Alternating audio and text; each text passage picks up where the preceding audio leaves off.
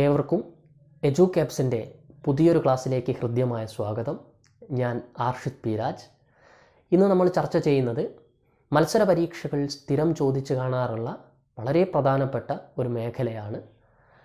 കേട്ടറ്റ്, NET, SET, LPSA, UPSA, HST, CPO, LDC എന്നുവേണ്ട എല്ലാ പരീക്ഷകളിലും ചോദിക്കാറുള്ള മേഖല. അപ്പോൾ നമുക്ക് ഇന്നത്തെ ക്ലാസ്സിലേക്ക് പോകാം.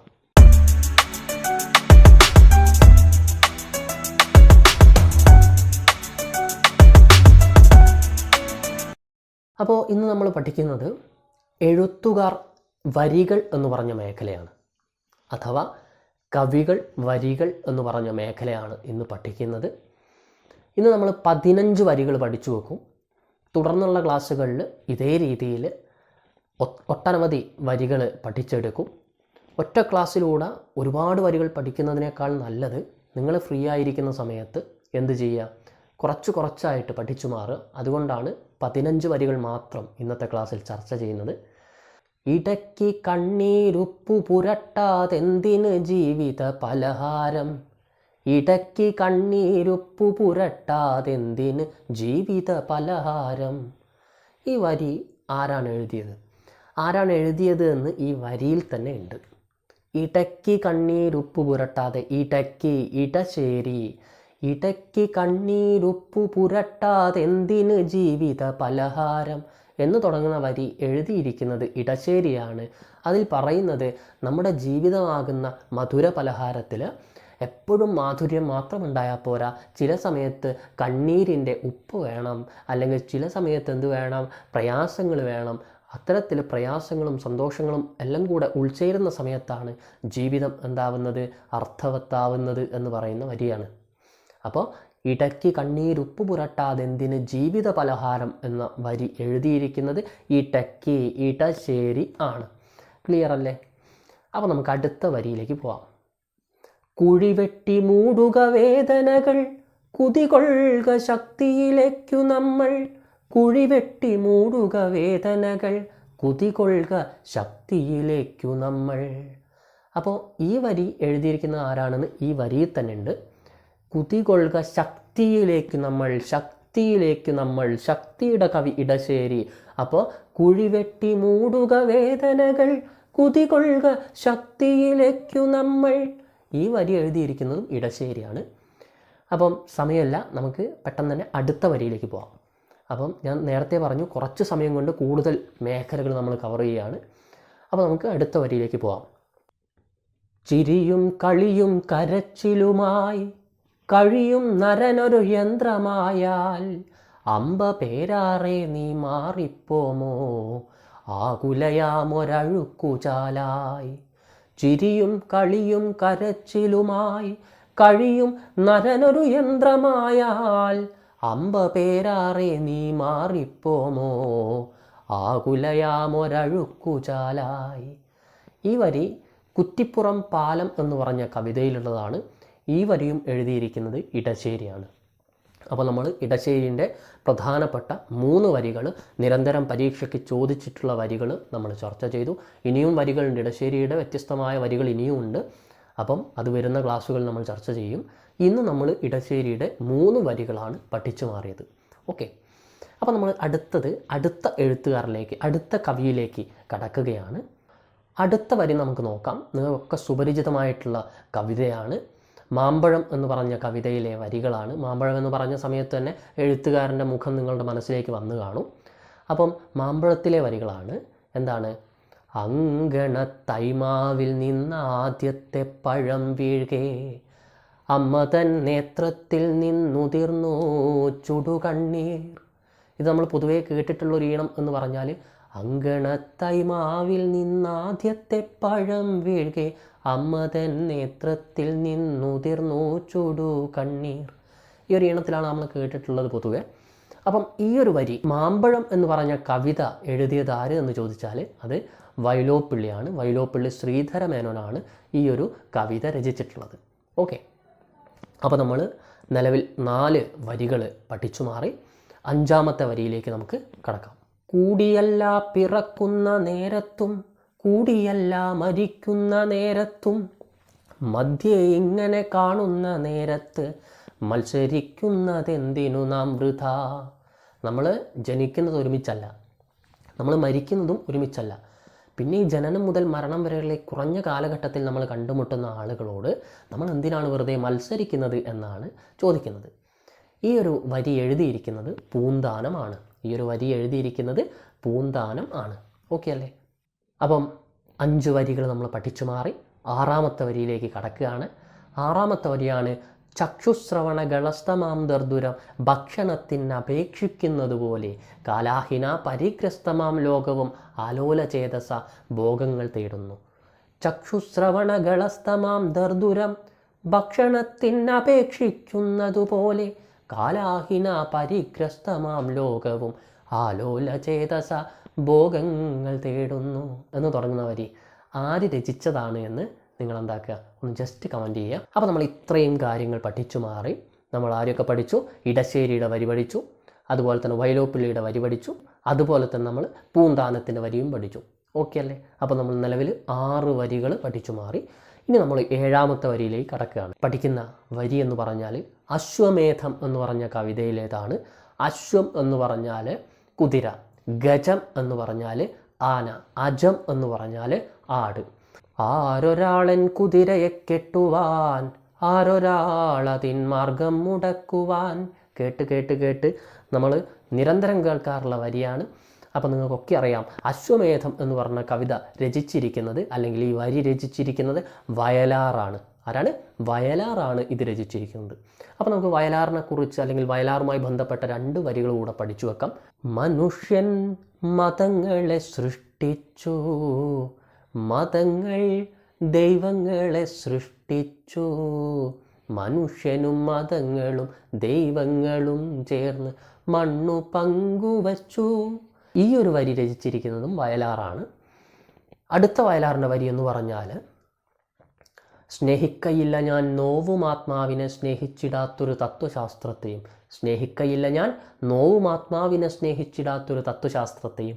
ഈ വരിയും രചിച്ചിരിക്കുന്ന ആരാണ്? ഇതും രചിച്ചത് വയലാറാണ്. അപ്പോൾ നമ്മൾ വയലാറിൻ്റെ പ്രധാനപ്പെട്ട 3 വരികൾ നോക്കി. ഒന്നാമത് നോക്കിയത് അശ്വമേധത്തിലെ വരികൾ, രണ്ടാമത് നമ്മൾ നോക്കിയത് മനുഷ്യൻ മതങ്ങളെ സൃഷ്ടിച്ചു എന്ന് പറഞ്ഞ വരി, മൂന്നാമതായി നമ്മൾ നോക്കിയത് സ്നേഹിക്കയില്ല ഞാൻ നോവും ആത്മാവിനെ എന്ന് തുടങ്ങുന്ന വരി. അപ്പം ഈ 3 വരികൾ നമ്മൾ പഠിച്ചു. അപ്പം നിലവിൽ നമ്മൾ എത്ര വരികൾ പഠിച്ചു മാറി? നിലവിൽ 9 വരികൾ നമ്മൾ പഠിച്ചു. ഇനി നമ്മൾ പഠിക്കുന്നത് നിങ്ങൾ കേട്ട ചെറുപ്പം മുതലേ കേൾക്കാറുള്ള വരികളാണ്. വരി നോക്കാം. കാക്കേ കാക്കേ കൂടെവിടെ, കൂട്ടിനകത്തൊരു കുഞ്ഞുണ്ടോ. ഈ വരി രചിച്ചിരിക്കുന്നത് ഉള്ളൂരാണ്. കാക്കേ കാക്കേ കൂടെവിടെ, കൂട്ടിനകത്തൊരു കുഞ്ഞുണ്ടോ. ഈ വരി രചിച്ചിരിക്കുന്നത് ഉള്ളൂരാണ്. അതുപോലെ തന്നെ അതേ ഇനത്തിൽ ചൊല്ലാൻ പറ്റിയ മറ്റൊരു വരിയുണ്ട്. പ്രാവേ പ്രാവേ പോകരുതേ, വാവാ കൂട്ടിനകത്താക്കാം. ഈ വരിയും രചിച്ചിരിക്കുന്നത് ഉള്ളൂരാണ്. അപ്പോൾ ഉള്ളൂരിനെ പറ്റി പറഞ്ഞ സമയത്ത് നമ്മൾ കവിത്രയത്തിനെക്കുറിച്ച് അല്ലെങ്കിൽ കവിത്രയത്തിനുള്ള വിശേഷണങ്ങൾ ജസ്റ്റ് ഒന്ന് നോക്കി വെക്കുന്നത് നല്ലതാണ്. ആധുനിക കവിത്രയം എന്നറിയപ്പെടുന്നത്, കവിത്രയങ്ങൾ എന്ന് പറയുന്നത്, ത്രയം എന്ന് പറഞ്ഞാൽ 3 എന്നാണ് അർത്ഥം. അപ്പം കവിത്രയം എന്ന് പറഞ്ഞാൽ മതി, കവിത്രയങ്ങൾ എന്ന് പറയണ്ട. അപ്പോൾ ആധുനിക കവിത്രയത്തിൽ ഉൾപ്പെടുന്നവരാണ് ആശാൻ, ഉള്ളൂർ, വള്ളത്തോൾ. ഞാനിപ്പോൾ പറഞ്ഞു ഉള്ളൂർ. അപ്പം ആശാൻ അറിയപ്പെടുന്നു ആശാൻ ആശയഗംഭീരൻ, ഉള്ളൂർ ഉജ്ജ്വല ശബ്ദാഠ്യൻ, വള്ളത്തോൾ ശബ്ദസുന്ദരൻ. ഇത് പരീക്ഷയ്ക്ക് ചോദിക്കാറുണ്ട്. ശബ്ദസുന്ദരൻ എന്നറിയപ്പെടുന്ന ആര്? വള്ളത്തോൾ. ആശയഗംഭീരൻ എന്നറിയപ്പെടുന്നത് അതിൽ നിന്ന് തന്നെ കൃത്യം കിട്ടും നമുക്ക്. ആശയഗംഭീരൻ ആശാൻ, ഉള്ളൂർ ഉജ്ജ്വല ശബ്ദാഠ്യൻ, അത് അവിടെ നിന്ന് തന്നെ കിട്ടും. വള്ളത്തോൾ ശബ്ദസുന്ദരൻ. ഇതുകൂടെ നമ്മൾ പഠിച്ചു വെക്കണം. അപ്പോൾ നമ്മൾ നിലവിൽ 11 വരികൾ പഠിച്ചു മാറി. ഒന്നാമത് ഇടശ്ശേരിനെ പഠിച്ചു, രണ്ടാമത് വയലോപ്പിള്ളിയെ പഠിച്ചു, മൂന്നാമത് പൂന്താനത്തെ പഠിച്ചു, നാലാമത് വയലാറിനെ പഠിച്ചു, അഞ്ചാമത് നമ്മൾ ഉള്ളൂരിനെ പഠിച്ചു. ഉള്ളൂരിൻ്റെ 2 വരികൾ നോക്കി. കാക്കേ കാക്കേ കൂടെവിടെ, അതുപോലെ തന്നെ പ്രാവേ പ്രാവേ പോവരുതേ, അത് രണ്ടും നമ്മൾ നോക്കി. 11 വരികൾ പഠിച്ചു. ഇനി നമ്മൾ 4 വരികൾ കൂടെ പഠിച്ചു മാറുകയാണ്. അടുത്തതായി നമ്മൾ നോക്കുന്നത് കേരളത്തിൻ്റെ ഔദ്യോഗിക ഗാനം എന്നറിയപ്പെടുന്ന ജയ ജയ കോമള കേരള ധരണി, ജയ ജയ മാമക പൂജിത ജനനി എന്ന വരിയാണ് പഠിക്കുന്നത്. അപ്പം ഈ വരി രചിച്ചിരിക്കുന്നത് ബോധേശ്വരനാണ്. ജയ ജയ കോമള കേരള ധരണി, ജയ ജയ മാമക പൂജിത ജനനി എന്ന് പറയുന്ന വരി ആരാണ്?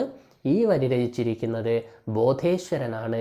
ജനനി എന്ന് പറഞ്ഞാൽ അമ്മ എന്നാണ് അർത്ഥം.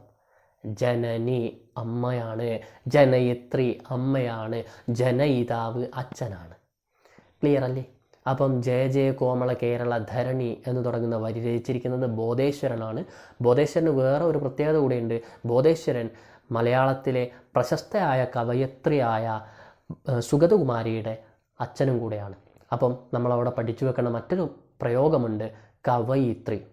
കവയിത്രി, കവയിത്രി, കവ എഴുതിക്കഴിഞ്ഞ് യാക്കും ഒരു വള്ളിയുണ്ട്, കവയിത്രി എന്നതിനും ഒരു വള്ളിയുണ്ട്. അവസാനം 2 വള്ളിയാണ് വരിക.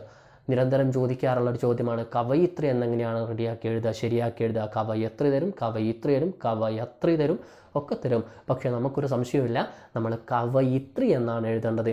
ഏറ്റവും അവസാനത്തെ 2 അക്ഷരത്തിനും ഓരോ വള്ളി. ക്ലിയർ അല്ലേ? അപ്പോൾ നമ്മൾ പഠിച്ചു, ബോധേശ്വരൻ്റെ വരി പഠിച്ചു. ജയ ജയ കോമള കേരള ധരണി എന്ന് തുടങ്ങുന്ന വരിയാണ്, അത് പഠിച്ചു. അത് പഠിച്ച അതേ സമയത്ത് തന്നെ നമ്മൾ 3 പ്രധാന വസ്തുതകൾ പഠിച്ചു. ഒന്നാമത് നമ്മൾ പഠിച്ചത് ജയ ജയ കോമള കേരള ധരണി എന്നത് കേരളത്തിൻ്റെ ഔദ്യോഗിക ഗാനമാണ്, അത് പഠിച്ചു. അതുപോലെ തന്നെ ബോധേശ്വരൻ എന്ന് പറയുന്നത് സുഗതകുമാരിയുടെ പിതാവാണ്, അത് പഠിച്ചു. അതിനുശേഷം നമ്മൾ കവയിത്രി എന്ന് എഴുതുന്നത് എങ്ങനെയാണെന്ന് പഠിച്ചു. പ്രധാനപ്പെട്ട വസ്തുതകളാണ്. അപ്പോൾ നമുക്ക് അടുത്ത മേഖലയിലേക്ക്, അടുത്ത വരികളിലേക്ക് പോകാം. ഇനി നമുക്ക് 3 വരികൾ കൂടെ ഒന്ന് പഠിച്ചു മാറണം. അതുകൂടെ പഠിച്ചാൽ ടോട്ടൽ നമ്മളിന്ന് 15 വരികൾ പഠിക്കും. ഓക്കെ, അപ്പോൾ അടുത്ത വരി. കാനനച്ചായയിലാടുമേക്കാൻ ഞാനും വരട്ടെയോ നിൻ്റെ കൂടെ. നമ്മൾ കേട്ടിട്ടുള്ള വരിയാണ്, നമുക്കറിയാവുന്ന വരിയാണ്. അത് ചങ്ങമ്പുഴയുടെ രമണൻ എന്ന് പറഞ്ഞ കവിതയിലെ വരികളാണ്. സ്നേഹനഷ്ടത്തെക്കുറിച്ച് ചർച്ച ചെയ്യുന്ന വളരെ നമ്മളെ ആഴത്തിൽ മുറിപ്പെടുത്തുന്ന കവിതയാണ് ചങ്ങമ്പുഴയുടെ രമണൻ. അപ്പോൾ ചങ്ങമ്പുഴയുടെ ഈ രമണൻ എന്ന് പറഞ്ഞതിൽ മറ്റൊരു വരി കൂടെയുണ്ട്, അതുകൂടെ നമുക്ക് പഠിച്ചു മാറാം. എന്തു വന്നാലും എനിക്കാസ്വദിക്കണം മുന്തിരിച്ചാറു പോലുള്ളൊരു ജീവിതം. എന്തു വന്നാലും എനിക്കാസ്വദിക്കണം മുന്തിരിച്ചാറു പോലുള്ളൊരു ജീവിതം. ഇതും ചങ്ങമ്പുഴയുടെ രമണനിലെ വരികളാണ്. ചന്ദ്രിക രമണനെ ഉപേക്ഷിച്ച് പോകുന്ന സമയത്ത് ചന്ദ്രിക ഇങ്ങനെ പറയാണ്, ജീവിതത്തിൽ എന്തു വന്നാലും, എന്ത് നഷ്ടം വന്നാലും, എന്തു വന്നാലും എനിക്കെൻ്റെ ജീവിതം ആസ്വദിക്കണം. അപ്പോൾ എന്തു വന്നാലും എനിക്ക് ആസ്വദിക്കണം, ഈ മുന്തിരിച്ചാറ് പോലെയുള്ള ഈ ജീവിതം എനിക്ക് ആസ്വദിക്കണം എന്ന് പറയാണ് രമണനെ ചന്ദ്രിക ഉപേക്ഷിക്കുന്ന സമയത്ത്.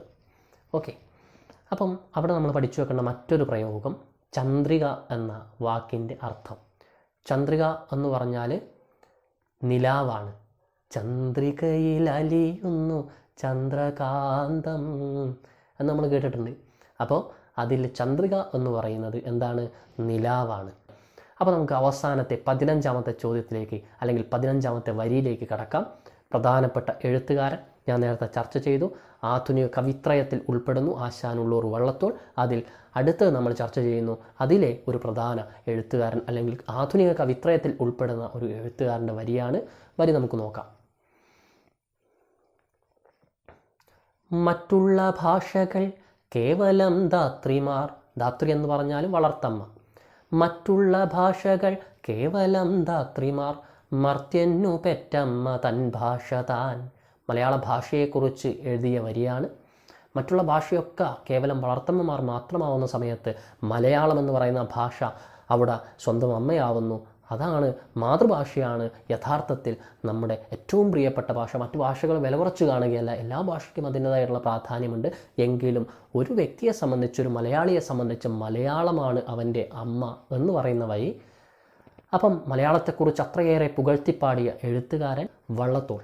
അപ്പം മറ്റുള്ള ഭാഷകൾ കേവലം ധാത്രിമാർ, മർത്യന്നു പെറ്റമ്മ തൻ ഭാഷ താൻ എന്ന് തുടങ്ങുന്ന വരി രചിച്ചിരിക്കുന്നത് വള്ളത്തോളാണ്. എൻ്റെ ഭാഷ എന്ന് പറയുന്ന വള്ളത്തോളിൻ്റെ കവിതയിലാണ് ഈ വരികൾ ഉള്ളത്. ഇന്നത്തെ ക്ലാസ്സിൽ ഇത്രയും കാര്യങ്ങളാണ് നമ്മൾ പഠിക്കുന്നത്. ഞാൻ പറഞ്ഞു, നമ്മളിന്ന് 15 വരികൾ പഠിക്കും, അതുമായി ബന്ധപ്പെട്ട വസ്തുതകൾ പഠിക്കും, അത് എഴുതിയിരിക്കുന്ന കവി ആര് എന്ന് പഠിക്കും. ഇത്രയും കാര്യങ്ങൾ പറഞ്ഞിരുന്നു. അപ്പോൾ നമ്മൾ ഇന്ന് 15 വരികൾ പഠിച്ചു മാറി. തുടർന്നുള്ള ക്ലാസ്സുകളിൽ ഇതേ രീതിയിൽ നമ്മൾ കൂടുതൽ വരികൾ പഠിക്കും. അപ്പം ഞാൻ പറഞ്ഞ ഒരു ചോദ്യം നിങ്ങൾ മറക്കണ്ട. എന്നും പറയുന്ന പോലെ വീണ്ടും ഓർമ്മപ്പെടുത്തട്ടെ, ചാനൽ സബ്സ്ക്രൈബ് ചെയ്തില്ലെങ്കിൽ സബ്സ്ക്രൈബ് ചെയ്യുക, ലൈക്ക് ചെയ്യുക, ഷെയർ ചെയ്യുക. പരമാവധി സുഹൃത്തുക്കളിലേക്ക് ഈ ഒരു ചാനൽ എത്തിക്കുക. അപ്പം നിങ്ങളുടെ സപ്പോർട്ടാണ് ചാനലിൻ്റെ വളർച്ച. ക്ലാസ്സുകൾ ഇഷ്ടപ്പെട്ടാൽ ലൈക്ക് ചെയ്യുക, ക്ലാസ്സുകൾ ഇഷ്ടപ്പെട്ടില്ലെങ്കിൽ ഡിസ്ലൈക്ക് ചെയ്യുക. അടുത്ത ക്ലാസ്സിൽ വീണ്ടും കാണാം. നന്ദി, നമസ്കാരം.